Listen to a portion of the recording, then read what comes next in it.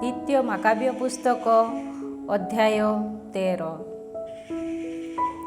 ମେନେଲାଓସ୍ ନିଧନ। ଏକ ବିରାଟ ସୈନ୍ୟ ସମେତ ଜୁଦିଆକୁ ଆକ୍ରମଣ କରିବା ପାଇଁ ଆନ୍ତିଓଖସ୍ ଏଉପାଥେର ଯେ ଆସୁଛନ୍ତି। 149 ବର୍ଷରେ ଜୁଦାସ୍ ଓ ତାଙ୍କର ଅନୁଗାମୀମାନେ ଏହି ସମ୍ବାଦ ପାଇଲେ। ଯିଏ ଆନ୍ତିଓଖସ୍‌ଙ୍କ ତତ୍ତ୍ୱାବଧାରକ ଓ ରାଜ୍ୟ ଶାସନ ଦାୟିତ୍ୱ ଗ୍ରହଣ କରିଥିଲା, ସେହି ଲିସିଆସ୍ ମଧ୍ୟ ତାଙ୍କ ଗହଣରେ ଆସିଲା। ସେମାନଙ୍କର ଗ୍ରୀସୀୟ ସୈନ୍ୟବାହିନୀ 1,10,000 ପଦାତିକ, 5,300 ଅଶ୍ୱାରୋହୀ ସୈନ୍ୟ, 22ଟି ହସ୍ତୀ ଓ ହତିଆର ସଂଲଗ୍ନ 300 ରଥ ସଂଖ୍ୟା ବିଶିଷ୍ଟ ଥିଲା। ସେମାନଙ୍କର ପକ୍ଷପାତୀ ହୋଇ କପଟତାପୂର୍ବକ ମେନେଲାଓସ୍ ଆନ୍ତିଓଖଙ୍କୁ ପ୍ରୋତ୍ସାହନ କଲା। ରାଜ୍ୟର କୁଶଳ କାମନା କରି ନୁହେଁ, ବରଂ ନିଜ ପଦବୀରେ ପୁନଃସ୍ଥାପିତ ହେବାର ଆଶା ରଖି ସେ ଏହିପରି କରିଥିଲା। କିନ୍ତୁ ସେହି ଦୁର୍ବୃତ୍ତ ବିରୁଦ୍ଧରେ ଆନ୍ତିଓଖସ୍‌ଙ୍କ କ୍ରୋଧାଗ୍ନିକୁ ରାଜାଧିରାଜା ଜଳାଇଲେ। ସେ ଯେ ସମସ୍ତ ଉପଦ୍ରବର କାରଣ, ଲିସିଆସ୍ ରାଜାଙ୍କୁ ଏହା ବୁଝାଇଦେଲା। ସୁତରାଂ ବେରେଆକୁ ନେଇଯାଇ ସେଠାରେ ପ୍ରଚଳିତ ରୀତି ମୁତାବକ ତାକୁ ନିଧନ କରିବାକୁ ରାଜା ଆଦେଶ ଦେଲେ। 50 ହାତ ଉଚ୍ଚତା ବିଶିଷ୍ଟ ଓ ସେଥିରେ ଭସ୍ମ ଦ୍ୱାରା ପରିପୂର୍ଣ୍ଣ ଗୋଟିଏ ଗମ୍ବୁଜ ସେଠାରେ ଥିଲା। ଭସ୍ମ ମଧ୍ୟକୁ କାହାରିକୁ ଗଡ଼ାଇ ଦେବା ଉଦ୍ଦେଶ୍ୟରେ ତାହାର ଚତୁର୍ଦ୍ଦିଗ ଦେଇ ଚକ୍ରାକାରରେ ନିର୍ମିତ ଏକ ଧାର ମଧ୍ୟ ଥିଲା। ପବିତ୍ର ବସ୍ତୁର ଅପବ୍ୟବହାରକାରୀ କିମ୍ବା ଅନ୍ୟ କୌଣସି ଅପରାଧ ଯୋଗୁଁ କୁଖ୍ୟାତ ହୋଇଥିବା କୌଣସି ବ୍ୟକ୍ତିକୁ ତନ୍ମଧ୍ୟକୁ ଠେଲିଦେଇ ସେମାନେ ସଂହାର କରୁଥିଲେ। ସେହି ନିୟମ ମୁତାବକ ମେନେଲାଓସ୍ ଏହିପରି ଭାବେ ନିହତ ହୋଇ ମୃତ୍ୟୁବରଣ କଲା। ଭୂଗର୍ଭରେ ସେ କବର ମଧ୍ୟ ଲାଭ କଲା ନାହିଁ। ଯାହାର ଅଗ୍ନି ତଥା ଭସ୍ମ ପବିତ୍ର ବିବେଚିତ ହୋଇଥିଲା, ସେହି ବଳିପୀଠ ବିରୁଦ୍ଧରେ ସଂଖ୍ୟାଧିକ ପାପ କରିଥିବା ସେହି ଲୋକ ସେହି ଭସ୍ମ ମଧ୍ୟକୁ ଠେଲା ହୋଇ ମୃତ୍ୟୁ ମୁଖରେ ପଡ଼ିଥିବା ବିଷୟ ଅତ୍ୟନ୍ତ ନ୍ୟାୟୋଚିତ। ମଦେଇନରେ ଯିହୁଦୀମାନଙ୍କର ପ୍ରାର୍ଥନା ଓ ବିଜୟ। ନିଜ ପିତାଙ୍କ ସମୟରେ ସମ୍ପାଦିତ ଅନିଷ୍ଟ କର୍ମାବଳୀ ଅପେକ୍ଷା ଅଧିକ ନିକୃଷ୍ଟ କାର୍ଯ୍ୟ ଯିହୁଦୀମାନଙ୍କ ବିରୁଦ୍ଧରେ କରିବା ପାଇଁ ରାଜା ଘୃଣ୍ୟ ଅହଙ୍କାରରେ ପ୍ରଣୋଦିତ ହୋଇ ଆସିଲେ। ସେମାନଙ୍କ ବିଧାନ ସ୍ୱଦେଶ ତଥା ପବିତ୍ରାଳୟରୁ ବଞ୍ଚିତ ହେବାକୁ ଯାଉଥିବା ଏହି ବିପଦ ସମୟରେ ସ୍ୱୟଂ ପ୍ରଭୁ ଯେପରି ସେମାନଙ୍କର ସହାୟକ ହୁଅନ୍ତି ଓ ନିଜ ଜୀବନର ରକ୍ଷା ଯେବେ ପ୍ରାପ୍ତ ହେବାକୁ ଆରମ୍ଭ ହୋଇଥିଲା, ତେବେ ସେମାନେ ଯେପରି ଈଶ୍ୱର ନିନ୍ଦୁକ ବିଜାତୀୟମାନଙ୍କ ହସ୍ତରେ ନିପତିତ ନ ହୁଅନ୍ତି, ସେଥିସକାଶେ ପ୍ରଭୁଙ୍କ ସନ୍ନିଧାନରେ ପ୍ରାର୍ଥନା କରିବା ପାଇଁ ଜୁଦାସ୍ ଜନତାଙ୍କୁ ଆଦେଶ ଦେଲେ। ତହୁଁ କ୍ରନ୍ଦନ ତଥା ଉପବାସ ପୂର୍ବକ ସେମାନେ ଦୟାଳୁ ପ୍ରଭୁଙ୍କ ସନ୍ନିଧାନରେ 3 ଦିନ ବ୍ୟାପୀ ଅବିଶ୍ରାନ୍ତ ଭାବେ ସାଷ୍ଟାଙ୍ଗ ପ୍ରଣିପାତ କରି ପ୍ରାର୍ଥନା କଲେ। ଏହାପରେ ଯୁଦ୍ଧ କରିବାକୁ ପ୍ରସ୍ତୁତ ହେବା ପାଇଁ ଜୁଦାସ୍ ସେମାନଙ୍କୁ ଆଦେଶ ଦେଲେ। ବୟୋଜ୍ୟେଷ୍ଠମାନଙ୍କ ସହ ଗୋପନରେ ଆଲୋଚନା କଲା ପରେ ଜୁଦାସ୍ ନିଷ୍ପତ୍ତି ନେଲେ ଯେ ରାଜାଙ୍କ ସୈନ୍ୟ ଜୁଦେୟାରେ ପ୍ରବେଶ କରି ନଗରୀଟିକୁ ଅଧିକାର କରିବା ପୂର୍ବରୁ ଯାତ୍ରା କରିବା ଓ ଈଶ୍ୱରଙ୍କ ଅନୁଗ୍ରହ ସାହାଯ୍ୟରେ ଏହି ବିଷୟରେ ପରିଣାମକୁ ସ୍ଥିର କରିବା ଉଚିତ। ବଳି ସୁତରାଂ ଏହି ବିଷୟର ପରିଣାମକୁ ବିଶ୍ୱସ୍ରଷ୍ଟାଙ୍କ ହସ୍ତରେ ସମର୍ପଣ କରି ବିଧିବିଧାନ, ଦେବାଳୟ, ନଗରୀ, ସ୍ୱଦେଶ ଓ ଜନତାର ସାମୂହିକ ମଙ୍ଗଳ ନିମନ୍ତେ ମୃତ୍ୟୁ ମୁଖରେ ପଡ଼ିବା ପର୍ଯ୍ୟନ୍ତ ବିରଚିତ ଭାବେ ସଂଗ୍ରାମ କରିବାକୁ ସେ ସେମାନଙ୍କୁ ଉପଦେଶ ଦେଲେ। ପରେ ସେମାନେ ମଦେଇନରେ ଛାଉଣି ପକାଇଲେ। ଈଶ୍ୱରଙ୍କ ବିଜୟ ଏହି ରଣଧ୍ୱନି ସେ ସେମାନଙ୍କୁ ଦେଲେ। ଏହାପରେ କେତେକ ବୀର ଯୁବା ଯୋଦ୍ଧାମାନଙ୍କୁ ମନୋନୀତ କରି ସେ ରାତିରେ ରାଜାଙ୍କ ମଣ୍ଡପକୁ ଆକ୍ରମଣ କଲେ ଓ ସେହି ଛାଉଣିରେ ପ୍ରାୟ 2000 ଲୋକଙ୍କୁ ନିଧନ କଲେ। ସମ୍ମୁଖ ଧାଡ଼ିରେ ଦଣ୍ଡାୟମାନ ହସ୍ତୀ ତଥା ତାହାର ଆରୋହୀକୁ ବିଦ୍ଧ କରି ସେ ହତ୍ୟା କଲେ। ପରିଶେଷରେ ଛାଉଣିରେ ଆତଙ୍କ ତଥା ବିଭ୍ରମ ସୃଷ୍ଟି କଲା ପରେ ଜୟଯୁକ୍ତ ଅବସ୍ଥାରେ ସେମାନେ ପ୍ରତ୍ୟାହାର କଲେ। ପ୍ରଭାତ ହେବା ପୂର୍ବରୁ ଏ ସମସ୍ତ କାର୍ଯ୍ୟ ଶେଷ ହୋଇଥିଲା, କାରଣ ପ୍ରଭୁ ତାଙ୍କୁ ସଂରକ୍ଷଣ କଲେ। ଯିହୁଦୀମାନଙ୍କ ସହ ଆନ୍ତିଓଖସଙ୍କ ଚୁକ୍ତି। ଯିହୁଦୀମାନଙ୍କର ସାହସିକତାକୁ ଆସ୍ୱାଦନ କରିଥିବା ରାଜା ସେମାନଙ୍କ ସ୍ଥାନଗୁଡ଼ିକୁ ଆକ୍ରମଣ କରିବା ପାଇଁ ବର୍ତ୍ତମାନ ଯୁଦ୍ଧ କୌଶଳ ଉପଯୋଗ କଲେ। ଯିହୁଦୀମାନଙ୍କର ଶକ୍ତିଶାଳୀ ଦୁର୍ଗ ବେତ୍‌ସୁର ବିରୁଦ୍ଧରେ ସେ ଯାତ୍ରା କଲେ, କିନ୍ତୁ ପ୍ରତ୍ୟାହୃତ ହେବା ପାଇଁ ସେ ବାଧ୍ୟ ହେଲେ। ସେ ପୁଣି ଆକ୍ରମଣ କଲେ, କିନ୍ତୁ ପୁନରାୟ ପରାସ୍ତ ହେଲେ। ପ୍ରହରୀ ସୈନ୍ୟଦଳ ପାଇଁ ଆବଶ୍ୟକ ସମସ୍ତ ପଦାର୍ଥ ଜୁଦାସ ପଠାଇଲେ, କିନ୍ତୁ ଯିଏ ଯିହୁଦୀ ସୈନ୍ୟ ଅନ୍ତର୍ଭୁକ୍ତ ସେହି ରଦଖ ଶତ୍ରୁମାନଙ୍କୁ ଗୋପନରେ ସମ୍ବାଦ ଜଣାଇଲା। ତହୁଁ ସେମାନେ ତାର ସନ୍ଧାନ କଲେ ଓ ତାକୁ ଧରି କାରାରୁଦ୍ଧ କଲେ। ରାଜା ବେତ୍‌ସୁରବାସୀମାନଙ୍କ ସହ ପୁନରାୟ ଆଲୋଚନା କଲେ ଏବଂ ସେ ଓ ବେତ୍‌ସୁରବାସୀମାନେ ବନ୍ଧୁତ୍ୱ ସ୍ଥାପନ କଲେ। ଏହାପରେ ସେ ସେଠାରୁ ପ୍ରସ୍ଥାନ କଲେ, କିନ୍ତୁ ଜୁଦାସ ଓ ତାଙ୍କର ଅନୁଗାମୀମାନଙ୍କୁ ସେ ପୁନରାୟ ଆକ୍ରମଣ କଲେ ଏବଂ ସେମାନଙ୍କ ହସ୍ତରେ ପରାଜିତ ହେଲେ। ସେ ସମୟରେ ଯାହାର ହସ୍ତରେ ରାଜ୍ୟ ଶାସନ ଦାୟିତ୍ୱ ନ୍ୟସ୍ତ ଥିଲା, ସେହି ଫିଲିପ ଆନ୍ତିଓଖିଆରେ ବିଦ୍ରୋହ କରି ଉଠିଥିବା ବିଷୟର ସମ୍ବାଦ ସେ ପାଇଲେ। ତହୁଁ ସେ ବିଭ୍ରାନ୍ତ ହେଲେ ଓ ଯିହୁଦୀମାନଙ୍କୁ ଡାକି ସେମାନଙ୍କ ନିକଟରେ ଶପଥପୂର୍ବକ ପ୍ରତିଜ୍ଞା କଲେ ଯେ ସେମାନଙ୍କର ସମସ୍ତ ଦାବି ସେ ପରିପୂର୍ଣ୍ଣ କରିବେ। ଏହାପରେ ସେ ସେମାନଙ୍କ ସହ ସନ୍ଧି ସ୍ଥାପନ କରି ନୈବେଦ୍ୟ ଉତ୍ସର୍ଗ କଲେ ଓ ବଦାନ୍ୟ ଚାନ୍ଦା ଦାନ କରି ଦେବାଳୟ ତଥା ପବିତ୍ର ସ୍ଥାନ ପ୍ରତି ଶ୍ରଦ୍ଧା ଜ୍ଞାପନ କଲେ। ମାକାବେୟସଙ୍କ ଅଧିକାରକୁ ସେ ସ୍ୱୀକାର କଲେ ଓ ଟଲେମାଇସ୍ ଠାରୁ ଗେରାର ପର୍ଯ୍ୟନ୍ତ ବ୍ୟାପ୍ତ ଅଞ୍ଚଳର ରାଜ୍ୟପାଳ ରୂପେ ହେଗେମୋନିଦେସକୁ ନିଯୁକ୍ତ ପ୍ରଦାନ କଲେ। ତତ୍ପରେ ସେ ଟଲେମାଇସ୍‌କୁ ଯାତ୍ରା କଲେ। ଟଲେମାଇସ୍‌ବାସୀ ଲୋକେ ସେହି ସନ୍ଧି ଚୁକ୍ତି ବିଷୟ ନେଇ କ୍ରୋଧାନ୍ୱିତ ହେଲେ ଓ ତାହାକୁ ରଦ୍ଦ କରିବା ପାଇଁ ସେମାନେ ଦାବି ଜଣାଇଲେ। ବକ୍ତୃତା ମଞ୍ଚ ଉପରକୁ ଯାଇ ଲିସିଆସ୍ ଲୋକମାନଙ୍କ ସମ୍ମୁଖରେ ସନ୍ଧି ଚୁକ୍ତିର ବ୍ୟବସ୍ଥାଗୁଡ଼ିକୁ ସାଧ୍ୟତମ ଭାବେ ସମର୍ଥନ କଲା।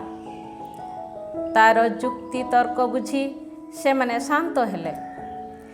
ଏହିପରି ସେମାନଙ୍କର ସଦିଚ୍ଛା ଲାଭ କଲା ପରେ ଲିସିଆସ୍ ଆନ୍ତିଓଖିଆକୁ ଯାତ୍ରାରମ୍ଭ କଲେ।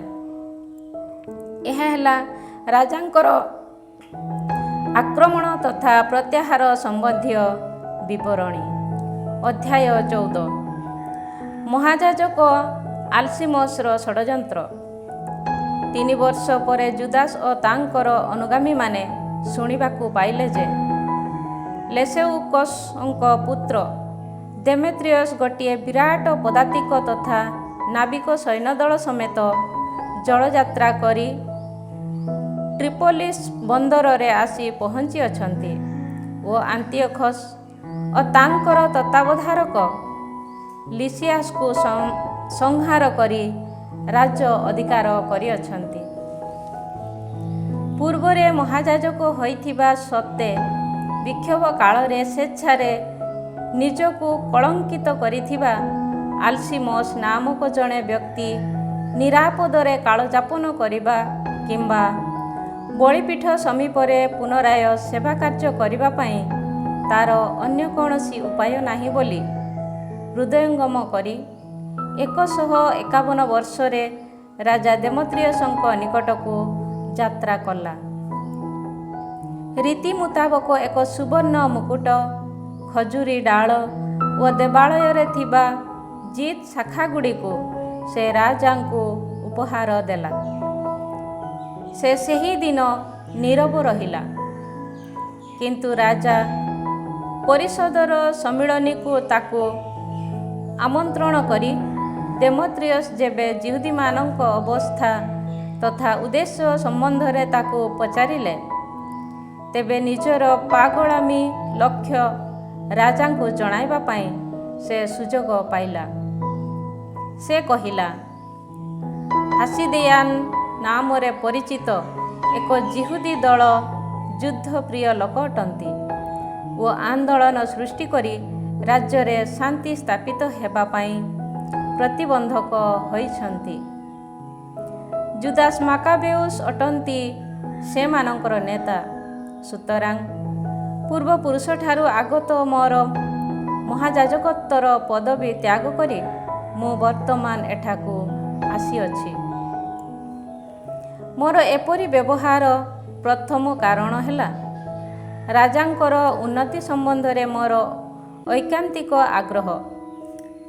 ସହ ନାଗରିକମାନଙ୍କ ପ୍ରତି ମୋର ସଦିଚ୍ଛା ହେଲା ମୋର ଦ୍ୱିତୀୟ କାରଣ। ପୂର୍ବୋକ୍ତ ବ୍ୟକ୍ତିମାନଙ୍କର ମୂଢ଼ତା ଯୋଗୁଁ ଆମମାନଙ୍କର ସମସ୍ତ ଜନତା ଦୁଃଖ ନିମଗ୍ନ ହୋଇଛନ୍ତି। ହେ ରାଜା, ଏ ସମସ୍ତ ବିଷୟରେ ତୁମେ ସୁପରିଚିତ ଥିବା ଯୋଗୁଁ ଅନ୍ୟ ସମସ୍ତଙ୍କ ପ୍ରତି ତୁମେ ଯେଉଁ କରୁଣାମୟ ବଦାନ୍ୟତା ପ୍ରଦର୍ଶନ କରୁଅଛ, ତାହା ଆମ ରାଜ୍ୟ ତଥା ତନ୍ମଧ୍ୟବାସୀ ଦୁଃଖଗ୍ରସ୍ତ ଆମ ଜନତା ପ୍ରତି ମଧ୍ୟ ବିସ୍ତାର କରିବା ପାଇଁ ପରିଗଣନା କରିବାକୁ ସଦୟ ହୁଅ। କାରଣ ଯେ ପର୍ଯ୍ୟନ୍ତ ଜୁଦାସ୍ ଜୀବିତ ହୋଇ ରହିବେ, ସେ ପର୍ଯ୍ୟନ୍ତ ରାଜ୍ୟରେ ଶାନ୍ତି ବିରାଜିବା ଅସାଧ୍ୟ। ତାର ଏହି କଥା ସରିବା କ୍ଷଣି ଜୁଦାସଙ୍କ ବିରୋଧୀ ହୋଇଥିବା ରାଜାଙ୍କ ଅନ୍ୟ ସମସ୍ତ ମିତ୍ର ଦେମେତ୍ରିୟସଙ୍କ କୋପାନଳକୁ ଅଧିକ ଜଳାଇଲେ। ସେ ସହସା ହସ୍ତୀ ସୈନ୍ୟଦଳର ସେନାପତି ନିକାନରକୁ ମନୋନୀତ କରି ଜୁଦିଆର ରାଜ୍ୟପାଳ ରୂପେ ନିୟୋଜିତ କଲେ ଓ ଜୁଦାସଙ୍କୁ ବଦ୍ଧ କରିବା, ତାର ଅନୁଗାମୀମାନଙ୍କୁ ଛିନ୍ନ ବିଚ୍ଛିନ୍ନ କରିବା ଓ ଆଲସିମସକୁ ମହତ୍ତମ ଦେବାଳୟର ମହାଯାଜକ ରୂପେ ଅଧିଷ୍ଠିତ କରିବାକୁ ଆଦେଶ ଦେଇ ପଠାଇଲେ। ଜୁଦାସଙ୍କୁ ଭୟ କରି ପୂର୍ବରେ ପଳାୟନ କରିଥିବା ଜୁଦେୟାବାସୀ ବିଜାତୀୟମାନେ ଯିହୁଦୀମାନଙ୍କ ପ୍ରତି ସଂଘଟିତ ହେବାକୁ ଥିବା ଦୁର୍ଘଟଣା ତଥା ବିପଦ ସେମାନଙ୍କ ପ୍ରତି ଶ୍ରୀ ସମ୍ପଦ ଘଟାଇବ ବୋଲି ଭାବି ନେଇ ନିକାନର ସହ ଏକତ୍ରିତ ହେଲେ। ଜୁଦାସଙ୍କ ସହ ନିକାନର ସନ୍ଧି। ନିକାନର ଆଗମନ ଓ ତାର ସହବିଜାତୀୟମାନଙ୍କ ଏକତ୍ରୀକରଣର ସମ୍ବାଦ ପାଇ ଯିହୁଦୀମାନେ ନିଜ ନିଜର ମସ୍ତକ ଉପରେ ଧୂଳି ଛିଞ୍ଚି ଯିଏ ସ୍ୱଜନମାନଙ୍କୁ ଚିରକାଳ ବ୍ୟାପୀ ସଂସ୍ଥାପନ କରିଅଛନ୍ତି ଓ ନିଜକୁ ସେମାନଙ୍କ ସମ୍ମୁଖରେ ପ୍ରକାଶିତ କରି ନିଜ ଉତ୍ତରାଧିକାରକୁ ସଦାସର୍ବଦା ସମର୍ଥନ କରନ୍ତି, ତାହାଙ୍କ ସମ୍ମୁଖରେ ପ୍ରାର୍ଥନା କଲେ। ନେତାଙ୍କର ଆଦେଶ ମୁତାବକ ସେମାନେ ସେ ସ୍ଥାନରୁ ଅତି ଶୀଘ୍ର ପ୍ରସ୍ଥାନ କରି ଦେଶାଉ ନାମକ ଏକ ଗ୍ରାମରେ ଶତ୍ରୁମାନଙ୍କ ସହ ସମର କଲେ। ଜୁଦାସଙ୍କ ଭ୍ରାତା ସିମୋନ ନିକାନରକୁ ବିରୋଧ କଲେ, କିନ୍ତୁ ଶତ୍ରୁମାନଙ୍କ ଆକସ୍ମିକ ଆକ୍ରମଣ ଫଳରେ ବିଭ୍ରାନ୍ତି ହୋଇଥିବା ଯୋଗୁଁ ସେ ସ୍ୱଳ୍ପ ସମୟ ଧରି ସ୍ଥଗିତ ହେଲେ। ତଥାପି ଜୁଦାସ ଓ ତାଙ୍କର ଅନୁଗାମୀମାନଙ୍କର ନିର୍ଭୀକତା ଓ ସ୍ୱଦେଶ ନିମନ୍ତେ ଯୁଦ୍ଧ କରିବା ବେଳେ ସେମାନଙ୍କ ସାହସିକତାର ସମ୍ବାଦ ପାଇ ନିକାନର ରକ୍ତପାତ ମାଧ୍ୟମରେ ଘଟଣାର ନିଷ୍ପତ୍ତି ନେବା ଉଦ୍ୟମରୁ ବିମୁଖ ହେଲା। ସୁତରାଂ ସେମାନଙ୍କ ସହ ବନ୍ଧୁତ୍ୱ ସ୍ଥାପନ କରିବା ଓ ପରସ୍ପର ମଧ୍ୟରେ ସେହି ବନ୍ଧୁତାର ଶପଥ କରିବା ଉଦ୍ଦେଶ୍ୟରେ ସେ ପୋସିଦୋନିଆସ୍, ଥେଓଦୋତସ୍ ଓ ମାତାଥିଆସଙ୍କୁ ପଠାଇଲା। ମୈତ୍ରୀ ଚୁକ୍ତିର ବ୍ୟବସ୍ଥା ସମୂହକୁ ବିଶଦ ଭାବେ ପରିଗଣନା କଲା ପରେ ସେ ଜନତାକୁ ସେ ବିଷୟ ଜଣାଇଲା ଓ ଏକମତ ହେବା ଯୋଗୁଁ ସନ୍ଧି ସାଲିସ କରିବା ପାଇଁ ସେମାନେ ସମ୍ମତି ପ୍ରଦାନ କଲେ। ଉଭୟ ଦଳର ନେତାମାନେ ପରସ୍ପରକୁ ସାକ୍ଷାତ କରିବା ପାଇଁ ସେମାନେ ଏକ ଦିବସ ନିର୍ଣ୍ଣୟ କଲେ। ଉଭୟ ସୈନ୍ୟ ଦଳ ପକ୍ଷରୁ ଗୋଟିଏ ରଥ ଅଗ୍ରସର ହେଲା। ସେମାନଙ୍କର ପଦଚିତ ଆସନ ସମୂହ ପ୍ରସ୍ତୁତ ହୋଇଥିଲା। ଶତ୍ରୁ ତରଫରୁ କୌଣସି ଆକସ୍ମିକ ପ୍ରବଞ୍ଚନା ଯେପରି ନ ଘଟେ ସେଥିସକାଶେ ଜୁଦାସ୍ ମୁଖ୍ୟ ସ୍ଥାନଗୁଡ଼ିକରେ ଶସ୍ତ୍ରଧାରୀ ବ୍ୟକ୍ତିମାନଙ୍କୁ ରଖିଲେ। ପରସ୍ପର ମଧ୍ୟରେ ଆଲୋଚନା କରି ସନ୍ଧି ସ୍ଥାପନ କରିବା ପାଇଁ ସେମାନେ ସମ୍ମତ ହେଲେ। ନିକାନର ଜେରୁସଲେମରେ ବସତି ସ୍ଥାପନ କଲା ଓ ସେଠାରେ କୌଣସି ଅନିଷ୍ଟ କାର୍ଯ୍ୟ ସାଧନ କଲା ନାହିଁ। ଏତଦ୍‌ବ୍ୟତୀତ ସେ ନିଜ ସହ ସମ୍ମିଳିତ ହୋଇଥିବା ଲୋକଙ୍କୁ ବିଦାୟ ଦେଇ ପଠାଇଲା। ସେ ପୁଣି ଜୁଦାସଙ୍କୁ ସର୍ବଦା ନିଜ ସହ ରଖି ବନ୍ଧୁତ୍ୱ ସୃଷ୍ଟି କରି ତାଙ୍କ ପ୍ରତି ଗଭୀର ଭାବେ ଆସକ୍ତ ହେଲା। ବିବାହ କରିବା ଓ ସନ୍ତାନମାନଙ୍କୁ ଉତ୍ପନ୍ନ କରିବା ପାଇଁ ସେ ଜୁଦାସଙ୍କୁ ବାଧ୍ୟ କଲା। ତହୁଁ ସେ ବିବାହିତ ହେଲେ ଓ ଅନ୍ୟ ବ୍ୟକ୍ତିମାନଙ୍କ ସଦୃଶ ସାଧାରଣ ଜୀବନଯାପନ କଲେ। ଶତ୍ରୁତାର ପୁନରାରମ୍ଭ। କିନ୍ତୁ ପରସ୍ପର ପ୍ରତି ସେମାନଙ୍କର ସଦିଚ୍ଛାକୁ ଦେଖି ସେମାନେ ସାଲିସ କରିଥିବା ସନ୍ଧିପତ୍ରକୁ ସଙ୍ଗରେ ନେଇ ଆଲସିମୋସ୍ ଦେମେତ୍ରିୟସଙ୍କ ନିକଟକୁ ଯାତ୍ରା କଲା। ଆଲସିମୋସ୍ ରାଜାଙ୍କୁ ଜଣାଇଲା ଯେ ରାଜ୍ୟ ବିରୁଦ୍ଧରେ ଷଡ଼ଯନ୍ତ୍ରକାରୀ ଜୁଦାସଙ୍କୁ ନିଜର ଉତ୍ତରାଧିକାରୀ ରୂପେ ନିଯୁକ୍ତି ପ୍ରଦାନ କରି ନିକାନର ରାଜ୍ୟ ଶାସନ ବିରୁଦ୍ଧରେ ଅବିଶ୍ୱସ୍ତତା ପ୍ରଦର୍ଶନ କରିଅଛନ୍ତି।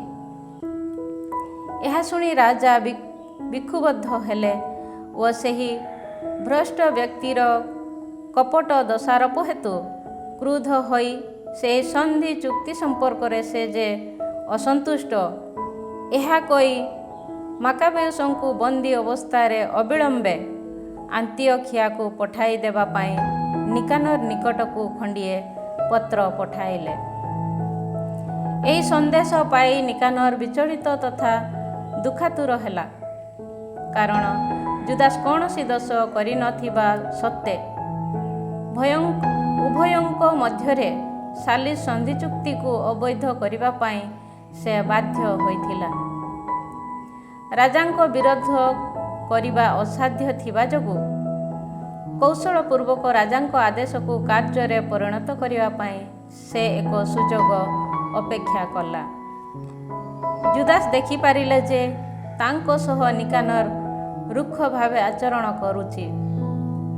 ତାଙ୍କୁ ସନ୍ଦର୍ଶନ କରିବା ସମୟରେ ନିକାନର ନିଜର ପୂର୍ବାଚରଣ ତୁଳନାରେ ବର୍ତ୍ତମାନ ଅଧିକ ଅଭଦ୍ର ଥିବା ଦେଖି ତାର ଏହି କଠୋରତା କୌଣସି ଉତ୍ତମ ଲକ୍ଷ୍ୟରୁ ଉଦ୍ଭବ ହୋଇନାହିଁ। ଜୁଦାସ୍ ଏହା ବୁଝିଲେ ଓ ନିଜର ଅନୁଗାମୀମାନଙ୍କ ମଧ୍ୟରୁ ଅନେକ ବ୍ୟକ୍ତିଙ୍କ ସହିତ ନିକାନର ସମୀପରୁ ଲୁଚି ରହିଲେ। ଜୁଦାସ୍ ତାଙ୍କୁ କୌଶଳପୂର୍ବକ ଫାଙ୍କି ଦେଇଛନ୍ତି ବୋଲି ଜାଣିପାରି ନିକାନର ସେହି ମହତ୍ ତଥା ପବିତ୍ର ଦେବାଳୟକୁ ପ୍ରସ୍ଥାନ କଲା। ସେଠାରେ ସେମାନଙ୍କର ଅଭ୍ୟାସ ମୁତାବକ ନୈବେଦ୍ୟ ଉତ୍ସର୍ଗ କରୁଥିବା ଯାଜକମାନଙ୍କୁ ସେ ଜୁଦାସଙ୍କୁ ତା ହସ୍ତରେ ସମର୍ପଣ କରିବାକୁ ଆଦେଶ ଦେଲା। ସେ ଖୋଜୁଥିବା ସେହି ବ୍ୟକ୍ତି କେଉଁଠି ଯେ ଅଛନ୍ତି ଏହା ଜାଣିନାହାନ୍ତି ବୋଲି ସେମାନେ ଶପଥପୂର୍ବକ କହିବା ବେଳେ ସେ ନିଜ ଦକ୍ଷିଣ ହସ୍ତକୁ ପବିତ୍ର ସ୍ଥାନ ଆଡ଼କୁ ବିସ୍ତାର କରି ଶପଥ କରି କହିଲା, ଜୁଦାସଙ୍କୁ ବନ୍ଦୀ ଅବସ୍ଥାରେ ତୁମେମାନେ ଯଦି ମୋ ହସ୍ତରେ ସମର୍ପଣ ନ କର ତେବେ ଈଶ୍ୱରଙ୍କ ଏହି ପବିତ୍ରାଳୟକୁ ମୁଁ ଭୂପତିତ କରି ସେହି ବଳିପୀଠକୁ ବିଧ୍ୱସ୍ତ କରିବି ଓ ଦିଅନିସସ୍ ଉଦ୍ଦେଶ୍ୟରେ ମୁଁ ଏଠାରେ ଏକ ମନୋହର ମନ୍ଦିର ନିର୍ମାଣ କରିବି। ଏହା କହି ସେ ସ୍ଥାନରୁ ଗମନ କଲା। ସେ ସମୟରେ ଯାଜକମାନେ ସ୍ୱର୍ଗ ଆଡ଼େ ନିଜ ହସ୍ତ ବିସ୍ତାର କରି ଆମ ଜନତାର ନିରନ୍ତର ସଂରକ୍ଷଣ ସକାଶେ ନିବେଦନ କରି ପ୍ରାର୍ଥନା କଲେ। ସର୍ବସ୍ୱର ଅଧିପତି ହେ ପ୍ରଭୁ, ତୁମର କୌଣସି ବସ୍ତୁର ଆବଶ୍ୟକତା ନାହିଁ, ତଥାପି ଆମ ଗହଣରେ ଅବସ୍ଥାନ କରିବା ପାଇଁ ଏକ ଦେବାଳୟ ନିର୍ମିତ ହେବା ସକାଶେ ତୁମେ ସଦୟ ହେଲ। ସମସ୍ତ ପବିତ୍ରତାର ଅଧିପତି ହେ ପବିତ୍ରତମ ପ୍ରଭୁ, ଅଧୁନା ଶୁଦ୍ଧପୂତ ହୋଇଥିବା ଏହି ଭବନକୁ ଚିରକାଳ ବ୍ୟାପୀ ନିଷ୍କଳଙ୍କ ଭାବେ ସଂରକ୍ଷଣ କରିବାକୁ ବର୍ତ୍ତମାନ ସଦୟ ହୁଅ। ରାଶିସ୍ର ମୃତ୍ୟୁ। ସେ ସମୟରେ ଜେରୁସାଲେମସ୍ଥ ବୟୋଜ୍ୟେଷ୍ଠମାନଙ୍କ ମଧ୍ୟରୁ ରାଶିସ୍ ନାମକ ଜଣେ ବ୍ୟକ୍ତି ନିକାନର ସମ୍ମୁଖରେ ଦୋଷାରୋପିତ ହେଲା। ସେ ନିଜ ସହନାଗରିକମାନଙ୍କୁ ସ୍ନେହ କରିଥିଲା ଓ ସମସ୍ତଙ୍କ ଦ୍ୱାରା ଅତ୍ୟୁତ୍ତମ ଭାବେ ଆଦୃତ ହୋଇଥିଲା। ସେମାନଙ୍କ ପ୍ରତି ତା'ର ସଦିଚ୍ଛା ଯୋଗୁଁ ଯିହୁଦୀମାନଙ୍କର ପିତା ରୂପେ ସେ ନାମିତ ଥିଲା। ବିଜାତୀୟମାନଙ୍କ ସହ ଯଦିଓ ତା'ର କୌଣସି ସମ୍ପର୍କ ନଥିଲା, ତଥାପି ସେ ଯିହୁଦୀୟ ଧର୍ମ ନାମରେ ଦୋଷାରୋପିତ ହୋଇଥିଲା ଓ ସେହି ଯିହୁଦୀୟ ଧର୍ମ ପ୍ରତି ତା'ର ଉତ୍ସୁକତା ହେତୁ ସେ ନିଜର ଶରୀର ତଥା ଜୀବନକୁ ବିପଦାପନ୍ନ କରିଥିଲା।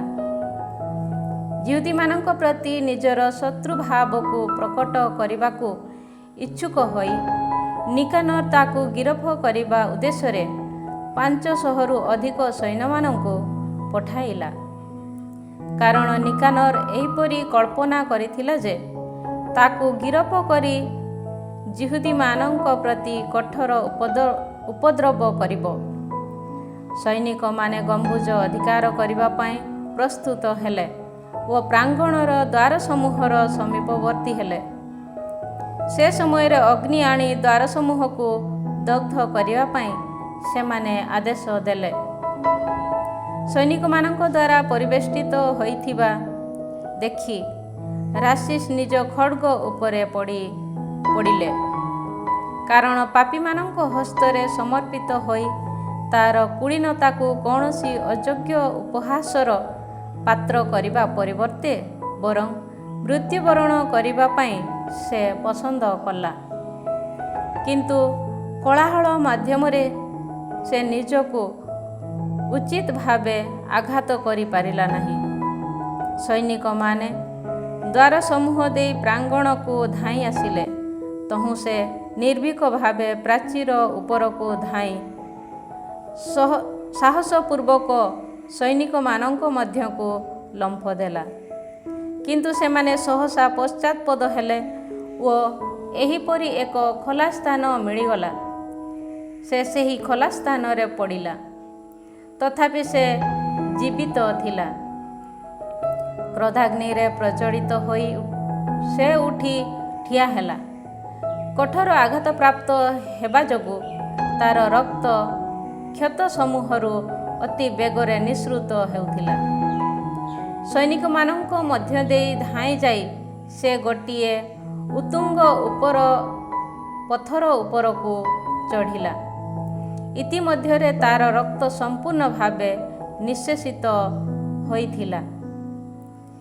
ନିଜର ଉଭୟ ହସ୍ତ ଦ୍ୱାରା ଅନ୍ତଃସ୍ଥଳୀକୁ ଛିଣ୍ଡାଇ ଦେଇ ଜୀବନ ଓ ଆତ୍ମାର ଅଧିପତି ପ୍ରଭୁଙ୍କୁ ତାହା ନିଜକୁ ପୁନରାୟ ଫେରାଇ ଦେବାକୁ ପ୍ରାର୍ଥନା କରି ସେ ତାହା ସୈନିକମାନଙ୍କ ମଧ୍ୟକୁ ନିକ୍ଷେପ କଲା।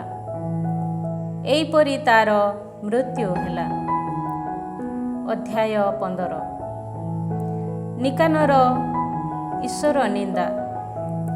ଜୁଦାସ ଓ ତାଙ୍କର ଅନୁଗାମୀମାନେ ଯେ ସାମାରିଆ ଅଞ୍ଚଳରେ ଅବସ୍ଥାନ କରନ୍ତି, ଏହି ସମ୍ବାଦ ପାଇ ବିଶ୍ରାମ ଦିବସରେ ସେମାନଙ୍କୁ ସମ୍ପୂର୍ଣ୍ଣ ନିରାପଦରେ ଆକ୍ରମଣ କରିବା ପାଇଁ ନିକାନର କଳ୍ପନା କଲା।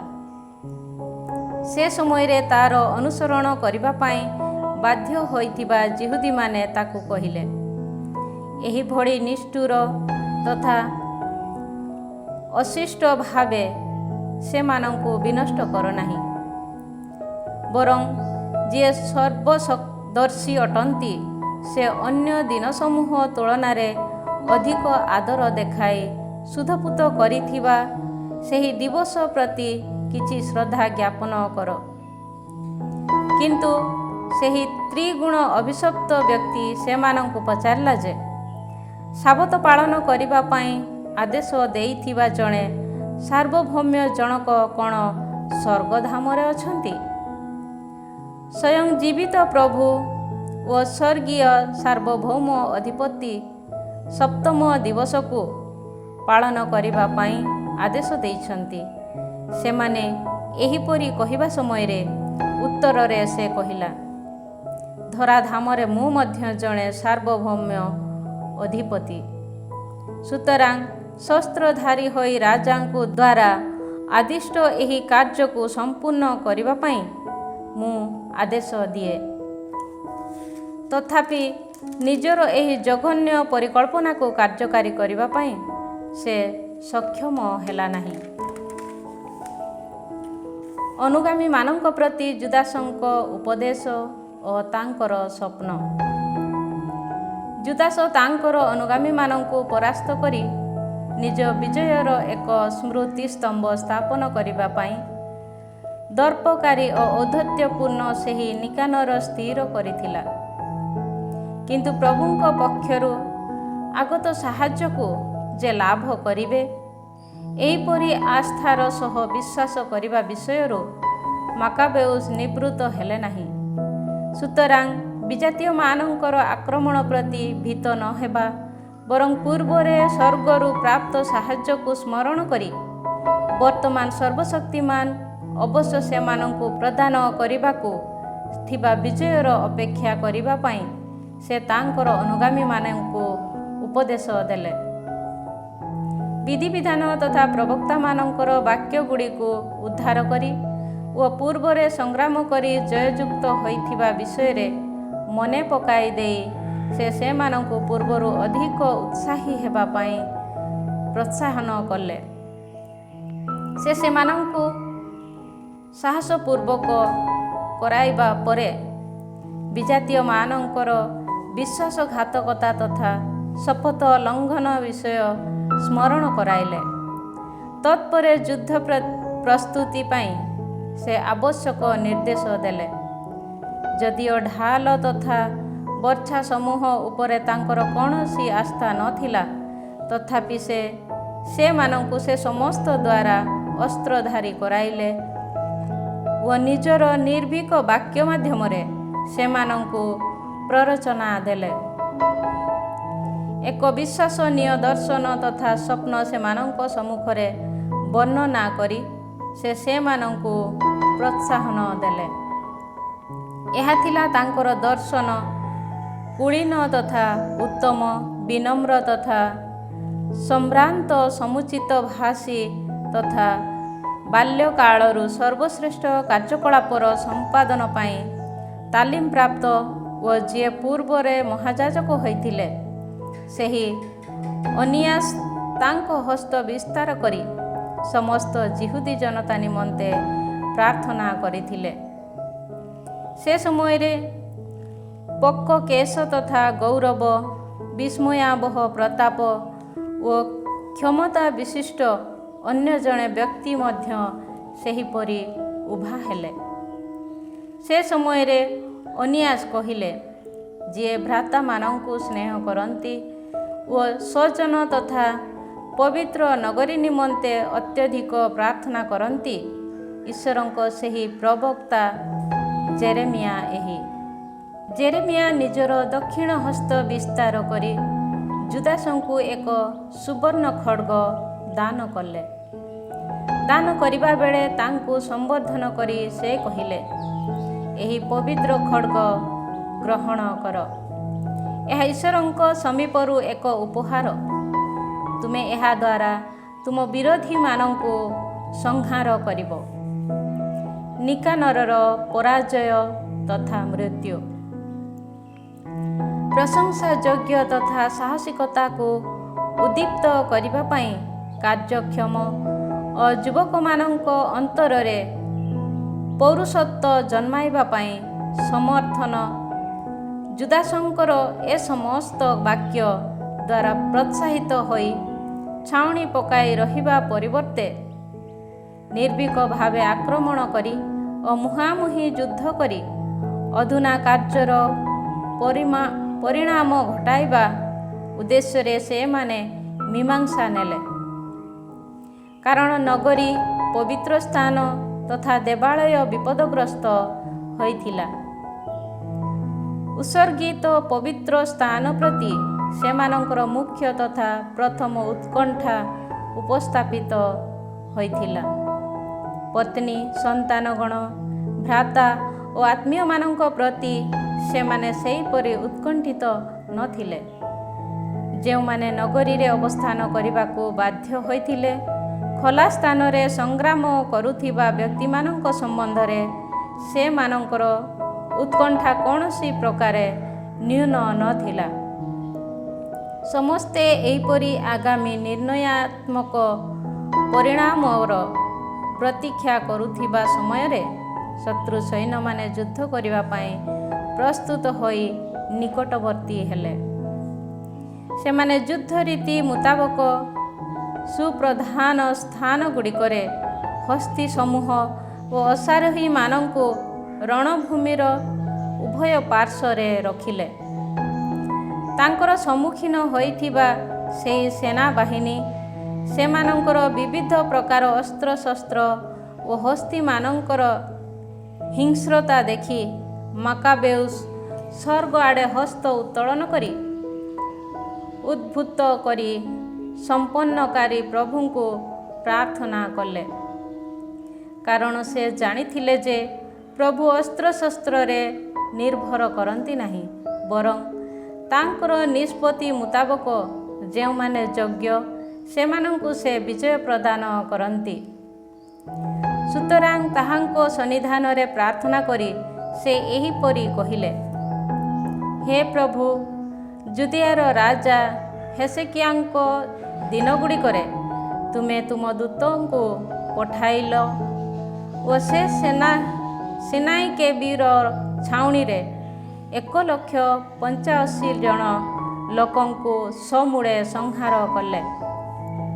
ସୁତରାଂ ବର୍ତ୍ତମାନ ହେ ସ୍ୱର୍ଗୀୟ ସାର୍ବଭୌମ୍ୟ ଅଧିପତି, ଆମମାନଙ୍କ ସମ୍ମୁଖରେ ଭୀତି ତଥା ବିଭ୍ରମ ବିସ୍ତାର କରିବା ପାଇଁ ଜଣେ ଉତ୍ତମ ଦେବଦୂତଙ୍କୁ ପ୍ରେରଣ କର। ତୁମ ପବିତ୍ର ଜନଙ୍କ ବିରୁଦ୍ଧରେ ଆଗତ ଏହି ଈଶ୍ୱର ନିନ୍ଦୁକମାନଙ୍କୁ ତୁମ ବାହୁବଳ ଦ୍ୱାରା ସଂହାର କର। ଏହା କହି ସେ ତାଙ୍କ ପ୍ରାର୍ଥନା ସମାପ୍ତ କଲେ। ନିକାନର ଓ ତାର ଅନୁଗାମୀମାନେ ଭେରୀ ବାଦନ ତଥା ଯୁଦ୍ଧ ସଙ୍ଗୀତ ଗାନ କରି ଅଗ୍ରସର ହେଲେ। ଜୁଦାସ ଓ ତାଙ୍କର ଅନୁଗାମୀମାନେ ଈଶ୍ୱରଙ୍କ ସନ୍ନିଧାନରେ ନିବେଦନ ତଥା ପ୍ରାର୍ଥନା କରି ଶତ୍ରୁର ବିରୋଧ କଲେ। ନିଜ ହସ୍ତ ଦ୍ୱାରା ଯୁଦ୍ଧ କରି ଓ ହୃଦୟରେ ଈଶ୍ୱରଙ୍କ ସନ୍ନିଧାନରେ ପ୍ରାର୍ଥନା କରି ସେମାନେ 35,000ରୁ ନ୍ୟୁନ ନଥିବା ବ୍ୟକ୍ତିମାନଙ୍କୁ ନିଧନ କଲେ। ଈଶ୍ୱରଙ୍କ ଏହି ପ୍ରକାଶନ ସାହାଯ୍ୟରେ ସେମାନେ ଅତ୍ୟଧିକ ଆନନ୍ଦିତ ହେଲେ। ଯୁଦ୍ଧ ସମାପ୍ତ କରି ସାନନ୍ଦରେ ଫେରିଯିବା ସମୟରେ ନିକାନର ନିଜ ସାଞ୍ଚୁ ପରିହିତ ହୋଇ ମୃତ ଅବସ୍ଥାରେ ପଡ଼ିଥିବା ସେମାନେ ଦେଖିବାକୁ ପାଇଲେ।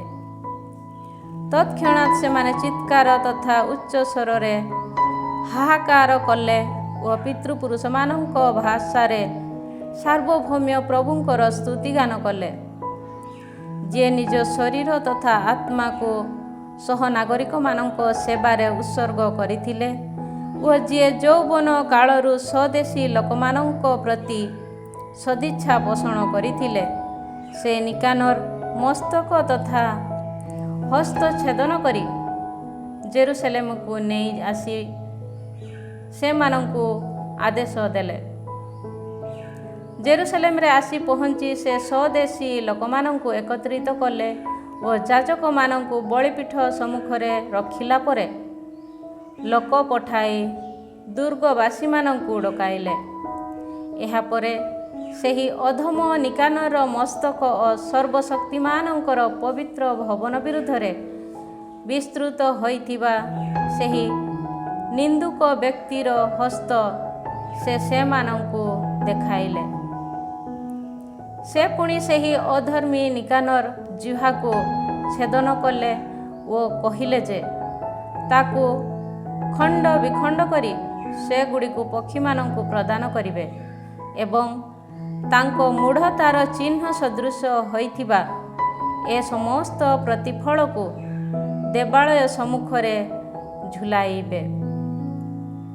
ଏହାପରେ ସେମାନେ ସ୍ୱର୍ଗ ଆଡ଼େ ଚକ୍ଷୁ ଉତ୍ତୋଳନ କରି ସେମାନଙ୍କ ପ୍ରତି ନିଜକୁ ପ୍ରକାଶିତ କରିଥିବା ପ୍ରଭୁଙ୍କର ସ୍ତୁତିଗାନ କରି କହିଲେ, ଯିଏ ସ୍ୱଭବନକୁ କଳୁଷିତ ହେବା ପାଇଁ ଅନୁମତି ନ ଦେଇ ତାହା ସଂରକ୍ଷଣ କରିଅଛନ୍ତି, ସେ ଧନ୍ୟ ହୁଅନ୍ତୁ। ପ୍ରଭୁଙ୍କଠାରୁ ପ୍ରାପ୍ତ ସାହାଯ୍ୟର ଏକ ସ୍ପଷ୍ଟ ତଥା ଦୃଶ୍ୟମାନ ସଂକେତ ସଦୃଶ୍ୟ ସେ ନିକାନରର ମସ୍ତକକୁ ଦୁର୍ଗରୁ ଝୁଲାଇ ପ୍ରଦର୍ଶିତ କରାଇଲେ। ସେହି ଦିନ କେବେ ହେଁ ବିସ୍ମୃତ ନ ହେବା ବରଂ ଆରାମୀୟ ଭାଷାରେ ଆଦାର ମାସରେ ପରିଚିତ ଦ୍ୱାଦଶ ମାସରେ ମର୍ଦ୍ଦେକାଇଙ୍କ ଦିବସର ପରବର୍ତ୍ତୀ ଦିନ ଆସିଥିବା ତ୍ରୟୋଦଶ ଦିବସରେ ତାହା ଆଡ଼ମ୍ବର ପୂର୍ବକ ପାଳିତ ହେବା ପାଇଁ ସେମାନେ ସାର୍ବଜନୀନ ମତ ସମ୍ମତ ପ୍ରଦର୍ଶନାଯାଇ ଏକ ନିର୍ଦ୍ଦେଶନାମା ଜାରି କଲେ। ଗ୍ରନ୍ଥକର୍ତ୍ତାଙ୍କ ଉପସଂହାର। ନିକାନର ସମ୍ବନ୍ଧୀୟ ବିବରଣୀ ଏହା ହେଲା। ସେହି ଦିନଠାରୁ ନଗରୀଟି ଏବ୍ରେୟ ଜନତାର ଅଧୀନସ୍ଥ ହୋଇ ରହିଛି। ସୁତରାଂ ମୁଁ ମଧ୍ୟ ବର୍ତ୍ତମାନ ମୋର କାହାଣୀ ସମାପ୍ତ କରିବି। ଏହା ଯଦି ସଠିକ୍ ତଥା ଯଥାଯଥ ଭାବେ ଲିପିବଦ୍ଧ, ତେବେ ତାହା ହିଁ ମୋର ମନସ୍କାମନା ଥିଲା। କିନ୍ତୁ ରଚନାଟି ଯଦି ଗଣନା ତଥା ମଧ୍ୟମ ଧରଣ ଭାବେ ବର୍ଣ୍ଣିତ, ତେବେ ମୁଁ କେବଳ ଏହିପରି ଲେଖିପାରିଥିଲି, କାରଣ କେବଳ ଦ୍ରାକ୍ଷାରସ ପାନ କିମ୍ବା ଜଳପାନ ଅନିଷ୍ଟକର ଥିବା ସମୟରେ ଜଳ ମିଶ୍ରିତ ଦ୍ରାକ୍ଷାରସ ମିଷ୍ଟ ସୁସ୍ୱାଦୁ ତଥା ଆନନ୍ଦଦାୟକ ଥିବା ଭଳି କାହାଣୀଟିର ବର୍ଣ୍ଣନା ଶୈଳୀ ପାଠକଙ୍କର କର୍ଣ୍ଣକୁ ମୁଗ୍ଧ କରେ। ଏହି ମତ ପ୍ରକାଶ ସହ ମୁଁ ବର୍ତ୍ତମାନ ଉପସଂହାର କରୁଛି।